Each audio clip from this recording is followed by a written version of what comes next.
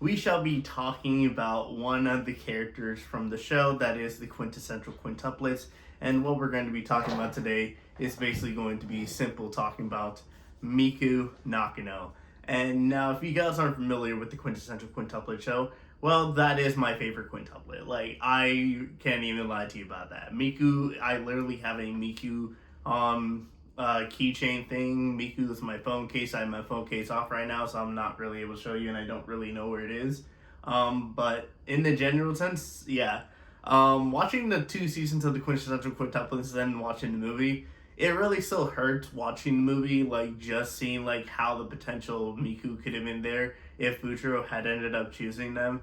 But nope, they went down the best friend route. And the thing is, I can't even fault them, to be honest, because the way Yotsuba was honestly there for Futuro throughout everything, like even before he met the most of them, like anytime like they were always like studying together, Yotsuba was always the one there. Miku didn't even like Futuro until the second episode because I guess she really didn't like trust Futuro in that standpoint. But Yotsuba was a very understanding and very trustful Futuro, so I can kind of see how they go with that. But one of the biggest things I want to get on into base a simple point is that if I'm looking at the way they did it from the show, Miku or Nino should have still won. I can't even lie to you about that. And I know I'm going into my own statement that I just said. But look at the way they did the show, and keep in mind, I haven't read the manga, so I really don't know. I'm going based off of purely from the show. Miku or Nino should have won because yes, Yotsuba was always still there in that standpoint. But we're talking about the characters that spent the most time with Futuro, and especially when it came to Nino in the second season, there was a very good shot for Nino to have won. But if we're looking at Miku literally in the sense is like didn't have a single purpose at the beginning of the season. She was a quintuplet that was always just there, just like in the middle of everything, like just like in the background type of thing, because she was the middle sister. She's the middle sister. And it just seemed like she didn't really have a purpose for the show. Her whole purpose was just basically her love for warlords and her love for Japanese history in that general sense. And that was the only thing that she stood for. But the minute she got a moment to like fully interact with Futuro and Futuro gave the motivation, we can see Miku's like character development. Like it was a slow progression, and there were some moments where it was like up and down. But we finally got to a certain point where Miku got to the point where she was able to stand up for herself in the movie, and when her other classmates were arguing about something, she took charge and stood up and decided to say like, hey, no, let's trust in me. I can do this. We're all going to work together, and I feel like we should work together. And she stood up for herself, and I fucking love that. Because seeing how Miku was in season 1, not sure of herself, not sure what she wants to do, and not thinking that she's the best out of her sisters, not thinking she can do as well as her sisters, it was a real struggle, like, seeing Miku, like, do this. Because I always compare this to how she got inspired. I think her inspiration is the same thing of also how Hinata from Naruto got inspired. Because let's not forget, Hinata's drive for becoming stronger is because she wanted to stand alongside Naruto. And she ended up doing it. But keep in mind, Hinata was also the first girl that Naruto met when he was a young kid. So I can see how they were going to that. And to be honest, it was kind of obvious that Hinata and Naruto were going to be together. But in the same ways I compare Miku to Hinata. If I'm looking at the way Miku is as a character right now, she has her own shop. She decided she wanted to start. She learned that she wanted to start getting better at cooking because she went against a competition against her sister Nino to cook for Futuro, and then she started cooking more and more, trying to get better at always cooking for Futuro to try and make sure she can cook something that he would like. And ultimately, she was never really that good of it. I mean, there's a lot of anime characters that are not really good at cooking. Yor, for a specific example, Yor's not good at cooking, but she still does the best that she can.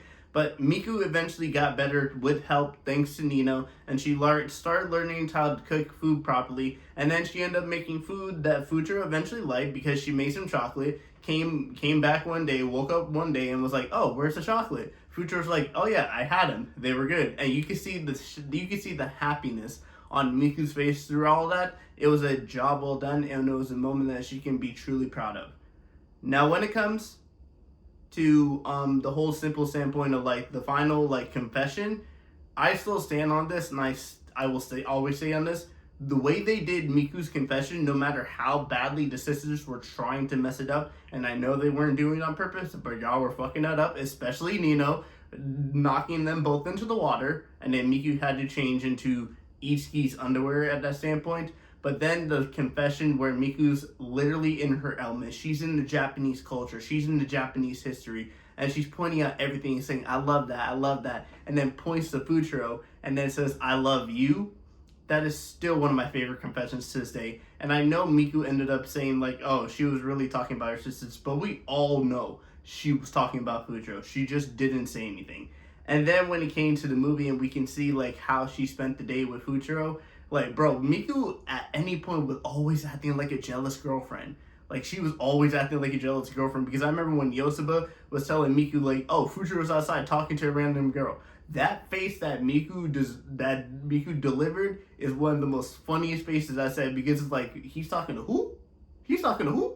He's talking to a random girl? Oh, hell no. But yeah, in terms of like the quintessential quintuplets, I still believe to this day, based off of how they developed Miku's character, even though Futuro was ended up being with Yotsuba, I still to this day believe that he should have been with Miku. And obviously, there's gonna be a lot of quintessential quintuplet fans that like are gonna be out there gonna say like he deserved to be with Yotsuba, he deserved to be with Itsuki, he deserved to be with Nino, he deserved to be with Ichika. I'll say this right now.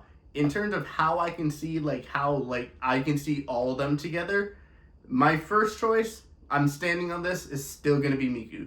My second choice, I will give it to Yotsuba. My third choice would be Nino. Fourth choice, Itsuki. Fifth choice, Ichika. Just because I don't really feel like Ichika's personality worked well with Futuro, and I feel like just because they were both older, like the oldest of their siblings, that's the reason why they got along so well.